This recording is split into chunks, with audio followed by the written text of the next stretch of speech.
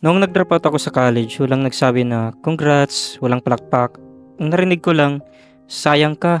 Anong future mo niyan? Magtrabaho ka muna sa fast food. Di nila alam. Di naman talaga ako tamad. Di ko lang makita ang sarili ko sa classroom habang bumabagsak ang savings namin sa bahay. Pero alam mo kung anong meron ako. Walang degree, walang sariling produkto, walang kaalaman sa business. Pero may nakita akong online course. Sabi daw, automated business gamit lang ang phone. Sobrang skeptical ako pero sinubukan ko rin. Hindi para yumaman agad, pero para lang malaman kung pwede ba talaga. Sinunod ko lang step by step. Gumamit ako ng tools na hindi kailangan ng tech skills.